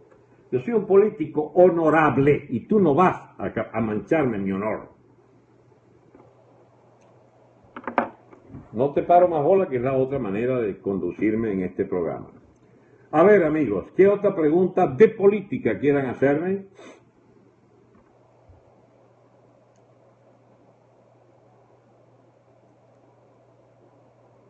Hay que ver quién es.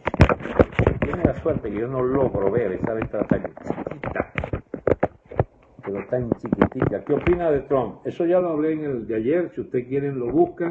Hay una larga explicación que di sobre un fenómeno que consiste en Norteamérica de que han conseguido un personaje distinto al establishment político y pueden surgir como una especie de Chávez de derecha, o si lo prefieren un Hitler, o si lo prefieren, ¿cómo se llama? Un líder populista de derecha que va a hacer estragos en este país si gana.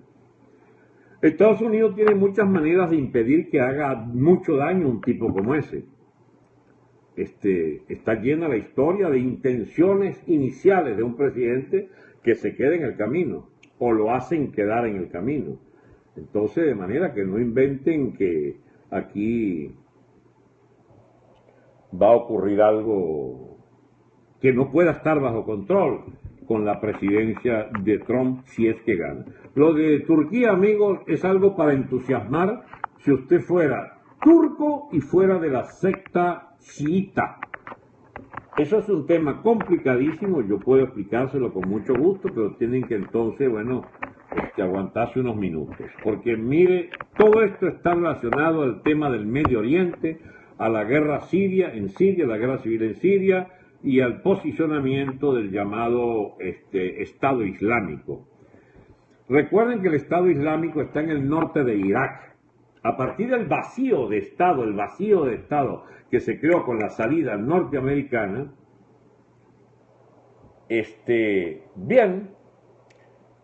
el norte de Irak quedó en manos de los kurdos, de la minoría kurda muy numerosa, donde está, por cierto, una zona petrolera muy, muy productiva. Esa misma etnia kurda es la del sur de Turquía, y Turquía, en defensa de su Estado, de la integridad territorial de su Estado, ha estado permanentemente en guerra contra esos kurdos. Pues bien, vienen los sunitas, es decir, los de la misma secta musulmana que están reinando en Arabia Saudita, en Qatar, en Kuwait, en Emiratos Árabes. Esos son los sunitas. Ajá. Los sunitas pierden a Irak, porque Irak con Hussein era sunita. Era laico, pero era muy sunita. La mayoría sunita gobernaba con Hussein. Se va a Estados Unidos y el norte de Irak queda como descuadrado porque el sur de Irak, la mayoría del territorio, se hace bajo control chiita, la misma secta que gobierna en Irán. Entonces, sigue la guerra civil en Siria y los sunitas quieren aislar a quieren aislar a Siria, que es aliado de los chiitas de Irán. Turquía, que tiene un gobierno pro-sunita, ayuda al Estado Islámico, que por añadidura saca y liquida a los kurdos del norte, y los kurdos son los enemigos de Turquía. Muy bien. Entonces, la OTAN, donde está Turquía, observa desde hace varios días que viene una vaina en la Fuerza Armada. La declaración de Obama está preparada días antes, porque hay un intento de golpe ¿de quién? Contra Erdogan, que es pro-sunita y que es pro-Estado Islámico. El Estado Islámico inicialmente es una creación de Estados Unidos que se le fue de las manos, así como se le fueron las manos los talibanes de Afganistán cuando peleaban contra los soviéticos, y después tuvo que hacer la guerra y de ahí salió Al Qaeda que le volaron las torres, etcétera. Pero es un cuento muy largo. Lo concreto es que allí lo que cuenta son dos grandes sectas: los sunitas, que son Arabia Saudita, Irak, menos el norte, que es kurdo, y donde ahora está la secta opuesta al gobierno de Irak, que es entonces Estado Islámico sunita. Turquía, que es sunita y que tiene en el sur la minoría kurda, quiere liquidar esa minoría kurda y se lo facilita el dominio de los sunitas de Estado Islámico, que le echan plomo parejo a los kurdos al sur de Turquía, es decir, al norte de lo que era Irak. Muy bien. Turquía viene siendo enemiga de Siria. Turquía enemiga de Siria. Siria es atacada por ser pro-chiita, pro-iraní, viene siendo atacada por Estado Islámico, por los sunitas de Estado Islámico. Hubo incluso unos aviones soviéticos que pasaron por Turquía para bombardear a los de Estado Islámico, ayudando a Siria, y los, ¿cómo se llama? Y los turcos le tumbaron el avión a Rusia. Porque Rusia está metida en el paquete, defendiendo a Siria contra los sunitas, contra el Estado Islámico, porque Rusia es aliado de Irán, de los chiitas y de Irán, y de Siria. ¿Ya se enredaron? Bueno, yo no es que esté enredado, sencillamente que retener todos esos nombres para una persona que escucha quizás por primera vez esto es complicado. Erdogan, primer presidente, ¿cómo se llama? Presidente de Turquía, es sunita y le ha venido facilitando la venta de petróleo a Estado Islámico. No nos metamos con el terrorismo del Estado Islámico en Europa, porque eso complica muchas otras cosas. Pero Turquía apoya al Estado Islámico y vendían petróleo y le daba platita a Estado Islámico por la venta del petróleo de esa zona que controla del norte de Irak. Eso es lo que explica por qué Estado Islámico tenía tanta plata. Bueno, llega el día entonces en que los chiitas se hacen de un apoyo en el ejército turco y quieren dar un golpe y lanzan un golpe. Chiita, con un clérigo que está atrás, que es el imán no sé qué vaina, que está dispuesto, digamos, a cubrir frente a Irán como aliado y frente a, ¿cómo se llama?, a Irak como aliado, al que le quitó el territorio los sunitas estos de Estado Islámico en el norte, que era kurdo, pero que se lo apropia Estado Islámico sunita, y que también entonces este señor que quiere, que defiende el golpe turco, pues este imán chiita, por supuesto, va a favor de Siria, que es pro-chiita. Obama desde la primera hora dice, ese golpe no puede ir. ¿Por qué ese golpe? Carajo, no nos gusta. Y entonces Maduro dice aquí también, contra ese golpe, pero ¿por qué Maduro? Qué raro, no cuadra. No, sí cuadra. Maduro es aliado de Siria, que es chiita, es aliado de Irán, que es chiita, y debió ser aliado del golpe pro-chiita que estaba. Pero ¿y por qué entonces está en contra?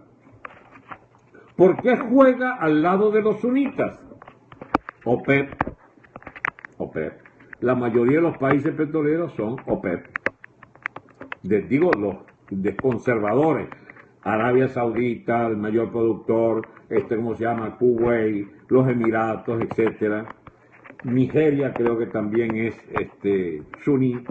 Pero hay una cosa que es congraciarse con la estabilidad del gobierno. La estabilidad del gobierno. Y por eso Maduro apoya la integridad, ¿cómo se llama? La integridad del Estado turco. Claro, a mí me extrañó mucho. Y usted sabe dónde está la explicación, en las preguntas de todos ustedes. Porque en Venezuela, por una vaina rara del destino, esperaban que ganara el golpe turco para fortalecer la tendencia hacia un golpe en Venezuela. Es una cosa que no tiene sentido. Pero así es la superficialidad de mucha gente. Cree que aquello es bueno si tumban al gobierno y si Maduro estaba en contra del golpe, ¿cómo quedamos entonces? Porque Maduro estaba en contra del golpe, entonces aquel golpe era bueno. Pero aquel es un golpe complicadísimo en la arena internacional del área. Pero no importa, Maduro estaba en contra del golpe, ergo el golpe era bueno. Ergo, las Fuerzas Armadas aquí deberían tener el ejemplo de ese golpe, pero como lo derrotaron, dice, bendito sea Dios. Qué vaina que derrotaron al golpe, porque eso favorecía la perspectiva de insurgencia militar en Venezuela. Hacen unas amalgamas y unas asimilaciones curiosísimas, Dios mío. Dios mío, el problema turco es una vaina que solo se puede entender estudiando esa bendita Turquía por lo menos 20 siglos.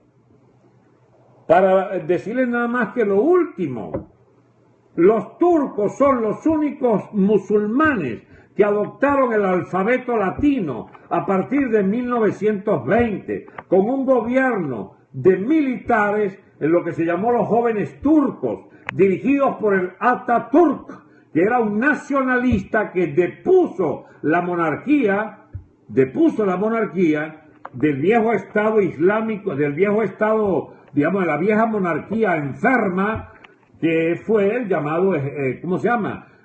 Imperio Otomano, el hombre enfermo de Europa, aliado de Alemania en la Primera Guerra y de Austria-Hungría. Perdió la guerra y explotó esa vaina. Inglaterra ocupó toda la zona del Imperio Otomano, ¿cómo se llama?, del Medio Oriente y hasta Egipto, que estaba ocupado por el Imperio Otomano, e incluso partes de África del Norte, y entonces en Turquía se constituye un Estado militar, bajo dirección militar laica, es decir, no asociado a la religión. El Estado turco es un Estado inspirado por Atatürk, el primer gran líder civil turco, que con los jóvenes militares de los llamados, ¿cómo se llama?, jóvenes turcos, digamos, alumbra la revolución turca, que por cierto, este Atatürk hasta amigo de Lenin era, y era muy aliado de la Unión Soviética, recién fundada el año 20. Estoy hablando de principios de los años 20. Y bueno, mucha agua bajo los puentes, hubo una Segunda Guerra Mundial, hubo, digamos, toda clase de movilizaciones, no eran inspiradas por los movimientos religiosos. En Turquía hasta estaba prohibida muchas cosas de la práctica musulmana cotidiana, de vida cotidiana, tampoco perseguían a los musulmanes, pero siempre ha tenido dos problemas. El problema kurdo de su frontera sur, que tiene una masa de kurdos que quieren su independencia y su separación de Turquía, y tiene un problema fundamental con esta oleada del islamismo radical que ellos tratan de bandearse en el medio, y entonces habían logrado con este dictador Erdogan hacer algunas concesiones al islamismo militante que ha venido creciendo enormemente, pero estos chiitas vinieron a enredar la vaina porque querían un golpe pro-chiita, es decir, querían meter a el gobierno de Turquía en las guerras religiosas del Medio Oriente, digamos, alineado con la propuesta opuesta, que es la del chiismo, a la de Arabia Saudita, porque quieren alinear a Turquía con Siria y con Irán y con Irak, que ya es la mancha chiita de ese norte del Medio Oriente. Creo que ojalá hubieran podido, muy profundo pero súper entretenida enseñanza. Bueno, espero que hayan entendido, espero que me haya podido explicar mejor. Ajá, ¿y ahora qué se espera en Turquía? Que se vuelva, no va para el integrismo musulmán, porque fue derrotado el integrismo chiita, que son más peligrosos que los sunitas.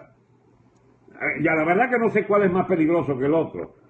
Qué lástima que yo no pude leer la última pregunta allí.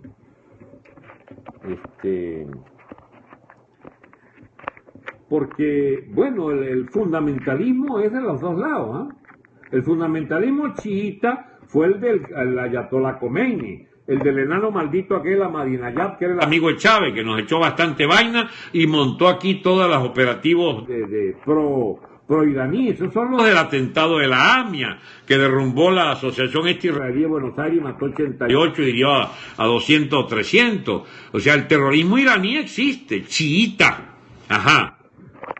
Pero, imagínense ustedes, los sunitas o los sunís son los del Estado, el califato islámico. Son pero extremistas. Y eso es, digamos, el panorama terrorífico del Medio Oriente. Son dos extremismos que están dispuestos a arrasar uno con el otro, porque se odian más que si fueran de otra religión.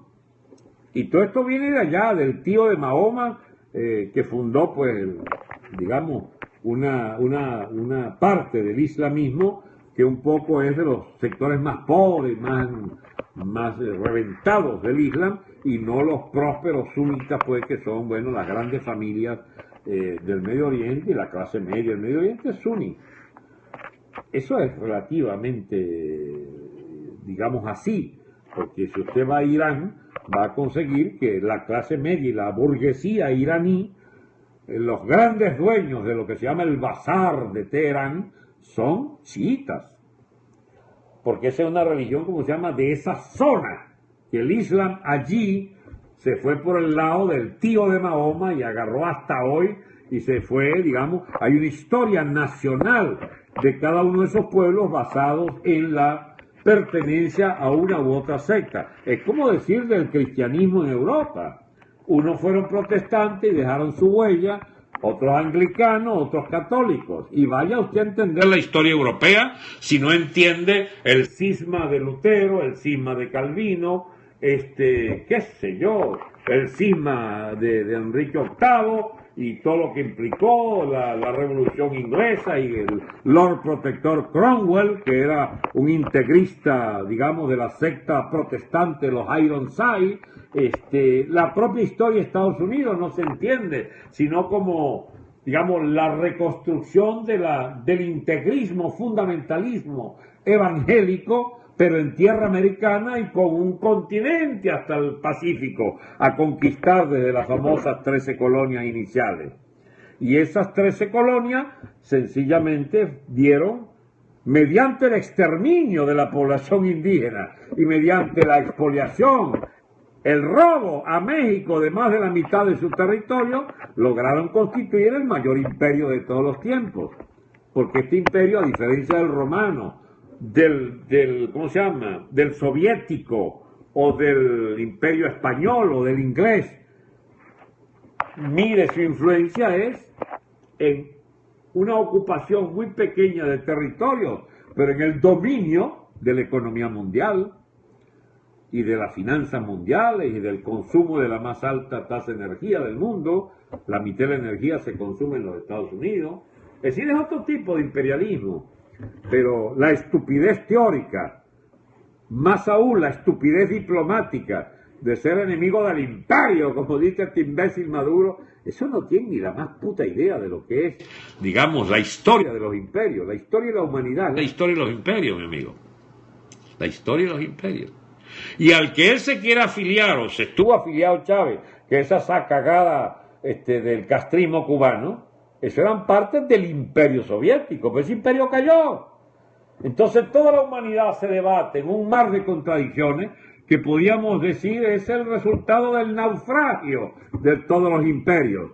Y queda vivo el imperio americano. Vamos a pelear precisamente con el que quedó vivo. Estos sí tienen riñones de verdad. Ahí está el otro, que no es imperio, pero que tendrá vocación, por lo menos de imperio financiero, que es los chinos, pero que no hay muestras pues, de que sea un imperio agresivo, ni quiera una expansión territorial más allá de su propia zona china.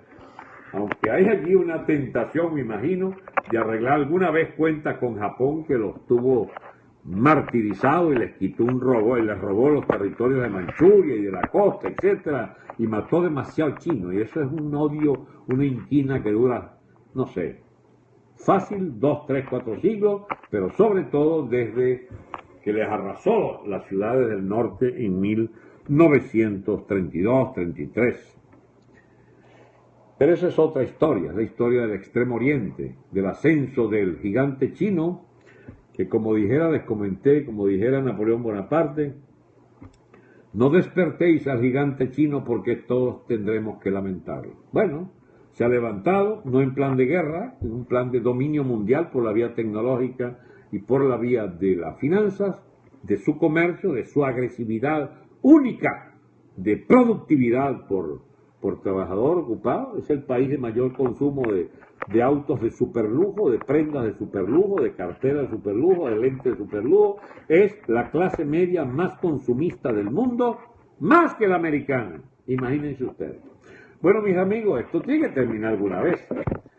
Como deben haberse quedado ya exhaustos, o si tienen el cansancio normal de oír a una persona en un monólogo durante más de una hora, yo creo que esto hay que terminarlo y nos vemos otro día. Yo no quiero, los chinos tienen interés territorial en Venezuela, sobre todo en la fuente hídrica.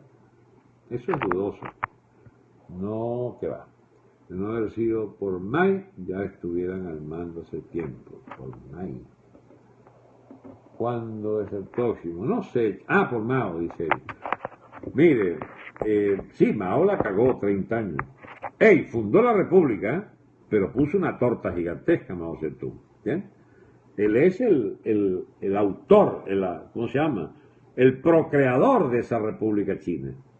Pero así como la procreó, la estancó y la destruía socialmente durante 40 años, que duró su vida en el poder de la China como comunista. Ahora es otra cosa diametralmente opuesta, distinta, por lo menos en un elevadísimo grado, porque se conserva el totalitarismo del Partido Comunista, pero ese no es un partido estatista a ultranza ni de vocación comunista así como Castro.